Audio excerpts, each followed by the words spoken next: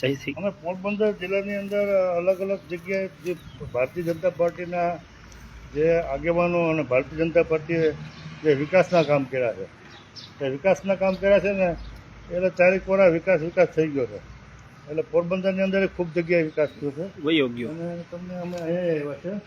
અત્યારે કુતિયાણાની અંદર એક વિકાસ એક આવાસ યોજના બનેલી છે વર્ષો પહેલાં. એ કેટલા વર્ષો પહેલાંની આવાસ યોજના છે અહીંયા સુધી બતાવો. અંદર ગો લાંબી નહોતું ક્યાં લાંબી નું હા તમે તમારે ભાઈ બતાવો અંદર આ ઘર બતાવો બધાના દેવાના. આમ જોઈ લો અંદર અંદર તરવી બતાવો અંદર ઘર આમ જો બરોબર દેખાય તો દેખાડવું આમ જો હેઠળ તમે રાજી જો અમે વિકાસ બધા કહે થઈ ગયું. આમ જો હજી આપણે આ વિકાસની જે વાત કરી ને પોરબંદર જિલ્લાના અલગ અલગ જગ્યાની અંદર વિકાસ યાત્રા કરી અને કુતિયાણાની અંદર તો હરણફાર વિકાસ બની ગયો. હજી 8 થી 10-12 વર્ષ પહેલાં આવાસ યોજના બનેલી છે. જો આ બતાવવામાં જો અહીંયા ઓલું બતાવશે અંદર જો આવાસ યોજના બની છે કાગળિયા પર બની ગઈ છે અને આમાં તમે ખંડેરની હાલતમાં આ છે ને લોકો પણ બાકી છે. એટલે હાલની અંદર અત્યારે લોકસભાની ચૂંટણી આવી છે તો અત્યારે માન્ય શ્રી વડાપ્રધાન ગુજરાતમાં છે સીએમ સાહેબ પણ આપણે અહીં આવતા હોય તો આપણે CR પાટીલ છે કે આપણા ભૂપેન્દ્ર પટેલ છે મુખ્યમંત્રી શ્રી. તો અત્યારે વિકાસ પોરબંદરની અંદર જે જમાવટ કરી છે પાછળ પડે આ ગુજરાતની અંદર તો ડબલ જમાવટ છે. જો બતાવો બતાવજો આ બારી દરવાજા તમે જોઈ લો જમાવટ વિકાસ કાંટા આમ જોવો કરોડો રૂપિયાની અંદર ભ્રષ્ટાચાર કરી અને આ કોઈ ડેવલપમેન્ટ કર્યું હોય તો આ બતાવે ભગત.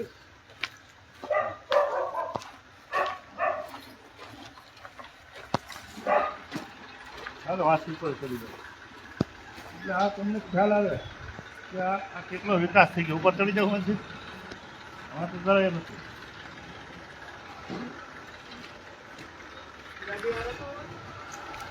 સામે નહીં બતાવો હાલ એક વાર આ વિકાસની જમાવટ તમને બતાવી આવો તમે જોજો લોકસભા 11માં આ વિકાસની જમાવટ થઈ છે એટલે પેલો નંબર આવ્યો મનસુખભાઈને તો કહે કે તમે પોરબંદર હુતા જીતી જાઓ તમારા જેટલા ઓલા છે આ લોકોને આ મકાન બનેલા છે સમજી લો. આ બધા મકાન જ છે. આ લોકોને ગરમી નો છે એટલે દિવાલો નથી બનાવી બરાબર ને ભાઈ. અને આ તમારી સામે છે આમાં દિવાલો જ નથી કરી. આ વિકાસ લોકો 10-12 વર્ષ થઈ ગયા આવાસ યોજના બનાવેલી છે એટલે જે તે સમયે કરોડો રૂપિયાનો ભ્રષ્ટાચાર આમાં થયો. અને આપણે વાત કરીએ કુતિયાણાની તો કુતિયાણાની અંદર વસ્તી ઘટે છે. આખા દુનિયાની અંદર આપણે વર્લ્ડ રેકોર્ડ તોડી નાખ્યો. વસ્તીમાં આપણો પહેલો નંબર આવ્યો.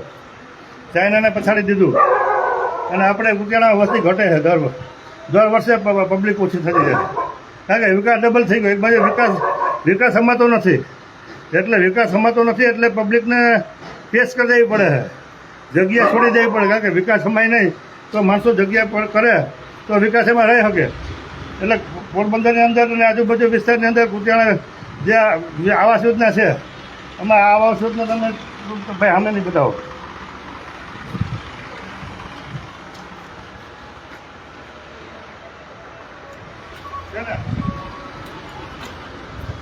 એટલે પોરબંદરની જનતાને હું કહું છું કે તમે તમે અત્યારે લોકસભાની ચૂંટણી આવી છે ને તમારો ટાઈમ થઈ ગયો છે.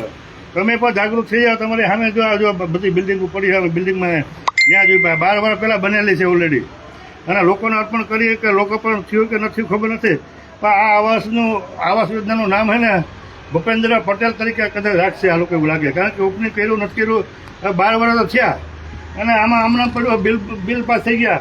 આ માણસ કે એક એવો છે રાણીલાલનું ખેતર ને બાવો રખડ્યો અહીંયા કોઈ પૂછવાવાળું નથી. એટલે લોકસભાની અંદર અમે ઉમેદવારી કરી છે. લોકસભાના અમે ઉમેદવાર છે અને પોરબંદર લોકલ માણસ છે, લોકો મને વર્તે છે, ઓળખે છે કે નાથા બોરાને કહે છે કે આ તમે જોવો મને લોકોએ કીધું છે કે નાથાભાઈ આવાસ યોજનામાં ચક્કર મારો, અમારી આવાસ યોજનાની હાલત કેવી ખરાબ છે. એટલે આવાસ યોજના અમે જોવા ત્યાં બધાને બતાડીએ છે લોકોને. આ વિસ્તારના લોકોને જાગૃત કરવાની વાત છે કે તમે જાગી જજો. અત્યારે બે ફાર્મ પોરબંદરની અંદર ખનીજ ચોરી તો બે ફાર્મ, રેતીની ચોરી, ખાલી રેતીની ચોરી, વર્તુળમાં ચોરી, તમે જોવો તો ભાદરમાં ચોરી રેતીની, પછી લાઇમસ્ટોનની ચોરી, પથ્થરની ચોરી, પથ્થરની ખાણું ગેરકાયદેસર, પોલીસ ખાતુના હપ્તા, ખનીજવાળાના હપ્તા, પોરબંદરને ભાંગીને ભૂકો થઈ જાય. હવે તમારો ટાઈમ છે. આ 7 તારીખે તમારે જો રાત નથી અહીંયા બધું બે ફાર્મ છે કે હાલવું ધંધો કરવો કરી શકે, કોઈ રોકટોક નથી. એટલે જાગી જાઓ, લોકોને કેવી જાગૃતિની જરૂર છે. જાગશો તમે ક્યારે જાગશો? પોરબંદર આખું પતી જાય ત્યારે જાગશો. અને સમાજને અમે ધંધડીએ છીએ, અમે કોઈ ટીકા કરતા નથી કે આવા સૂચનાને સામે જોવું ભાઈ ઝૂમ કરતો દેખાય, દેખાય ઝૂમ કર. એ માર્કેટિંગ યાર્ડ છે પોરબંદરનું. આ કુતિયાનું માર્કેટિંગ યાર્ડ અધૂરું પડ્યું છે જો એમને. એને લાખો કરોડ રૂપિયાનો જે પૈસા આવ્યા ખવાઈ ગયા છે. એ એમને દેખાય ને ઝૂમમાં. એ ન્યાય યાર્ડ છે જો ઝાડવાની અંદર ન્યા બાવેડાની વચમાં યાર્ડ પડ્યું છે. એટલે પોરબંદરની પબ્લિકને કહે જાગૃત થઈ જાઓ. આ કુતિયાણાની પબ્લિક તો અત્યારે છે ને કંઈ બોલી શકતી નથી. અને બે ફાર્મ અત્યારે ભ્રષ્ટાચાર તારીખવાળા થઈ રહ્યો છે. આખા જિલ્લાની અંદર બે ફાર્મ ભ્રષ્ટાચાર થાય. આપણે એક જગ્યાએ નથી કહેતા કે એક જગ્યાએ ભ્રષ્ટાચાર થાય. ખુલ્લે આમ જ્યાં હાથમાં આવ્યો ખાઈ જ જવાની વાત છે. પોરબંદરને પતાવી દે, જાગૃત થઈ જાવ. 7 તારીખે તમારે ટીવીમાં વિભો, ટીવીનું મારું નિશાન છે, અપક્ષ ઉમેદવારી કરી છે. મને મનસુખ બાંધવિયાને કહ્યા કે તમે ખુલ્લી જીપમાં ફરો હો, કુતિયાણાની અંદર નીકળો હો, પણ તમને તમારા આવાસ યોજનાની મુલાકાત લેવાની જરૂર હતી. આ હાઈવે પર છે, હાઈવે બતાવો ભાઈ. હા, હાઈવે ઉપર જ આ છે. હાઈવે પર આ લોકોને દેખાતો નહીં હોય.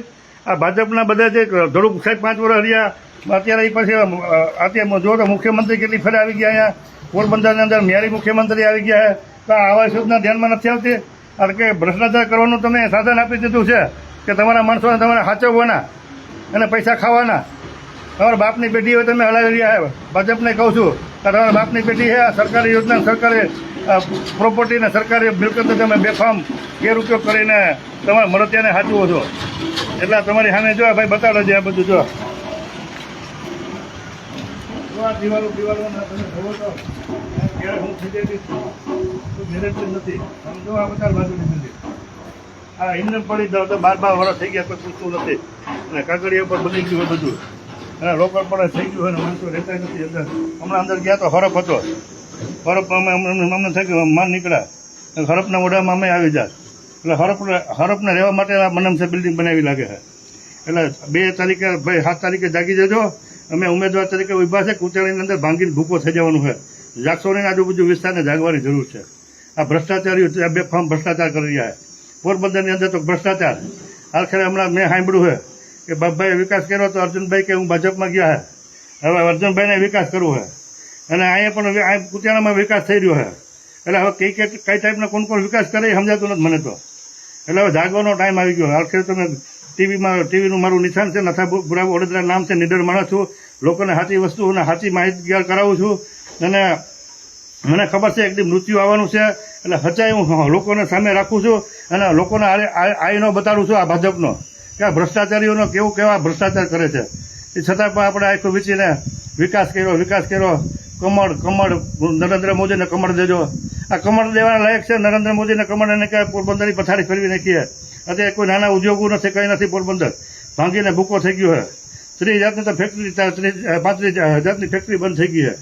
અમારે મહારાણા મિલ, જગદીશ ઓઇલ મિલ, અમારે Himalaya factory, SSC factory, cement factory, agent factory, કેટલી જાતની ફિટ ટાયર, બોલ બેરિંગ, બધું ભૂકો થઈ ગયું પોરબંદરની અંદર. અત્યારે કંઈ છે નહીં. માણસો અત્યારે નવરા થઈ ગયા. અને પોરબંદરની અંદર પણ અમુક દિવસોની અંદર માણસો અત્યારે હારા માણસો તો પોરબંદર છોડી રહ્યા. અને અસામિક તત્વો, ગુંડાનો ત્રાસ, આ છેલ્લાને ગેંગનો ત્રાસ, આ ભીમાદાના પર અત્યારે ભાજપ ભેગો ભળી ગયો છે. અર્જુનભાઈને બધા એક થઈ ગયા છે. સમાજને જાગી જાજો. જાગવો નહીં તો ફાટા ખાવાનો કાલે વારો આવશે. મેં સમાજને હું જાગૃત કરું છું. અને કોળી સમાજને તમે મનસુખ માંડવિયાને તમે કરતૂતની ખબર છે. કોળી સમાજને એક દીકરી 12 થી 13 વર્ષની દીકરીને કીધું કે ડૂબીને મરી ગઈ, છોકરીને હત્યા કરી નાખી છે અને ખોટું સર્ટી આપી દીધું. એક બીજો વિડીયો મારી પાસે આવ્યો હોય. 7 માસનો દીકરીને ઓલું પેટમાં બાળક હતું, એ દીકરીને પણ એને પણ બિચારે મરવા મજબૂર થઈ છે. આ પોરબંદરની અંદર જોવો તો જામનગર અંદર જોવો તો અમારી દીકરી વેરની દીકરીને 28 ઘા મારા શરીરને મારી નાખી. આ હજી હથિયારો પકડવાનો નથી. એટલે હવે જાગવાની જરૂર છે. મેર સમાજને કહું જાગી જજો, અને કોળી સમાજને કહું જાગી જજો અને જાકારો આપજો. આ બધા બહારથી આવ્યા છે, ભાવનગરના કૌભાંડ કરીને આવ્યા છે. મનસુખભાઈના ચારીપોરા કૌભાંડ થાય છે. 1200 વીઘા જમીન હોય કૌભાંડ આવ્યું છે. એમાં કોઈ એની પાસે વિડીયો કે ચારીપોરા ફરી રહ્યો છે.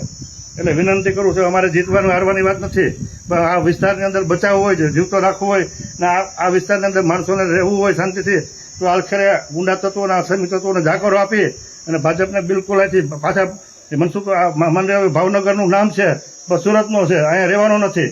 એટલે એને જાકારો આપીને જંગી લીટથી મને જીતાડજો. હું તમને રાતને દી 24 કલાક મારાથી થાય એટલું હું બનતો પ્રયત્ન કરી અને 5 વર્ષની અંદર પોરબંદર ધમધમતું કરી દઈશું. અને ગુંડા તત્વો એક ગુંડો વીણીને બહાર કરી દઉં, જિલ્લાની બહાર, એટલે કાં જેલમાં નખાઈ દઉં. હું તમને ખાતરી આપું છું, કદાચ મારા પ્રાણ વયા જાય પણ હું પાછો નહીં હટું. તમને બે હાથ જોડીને વિનંતી કરું, જાગી જજો બસ. કારણ કે પોરબંદર પતી જાય જવાબદાર તમે પણ રહો, કારણ કે તમે આખું વીચી ગયા. અત્યારે ભાજપ પણ ભ્રષ્ટાચાર કરે છે અને તમે આખું વીચી જાઓ ને તમે પાપના ભાગીદારી છે. એટલે જાગૃતિ લઈ આવી જરૂર છે, એટલે જાગી જજો બસ. હું કહું 7 તારીખે ટીવીનું બટન દબાવે, જંગી લીટથી મને જીતાડજો, પછી તમારે આરામ કરવાનો નાથાપુરા બેઠો તમારા માટે. પ્રાણ વયા જાય પણ પાછો નહીં હતું. બસ રામ રામ બધા ભાઈઓ, જય માતાજી.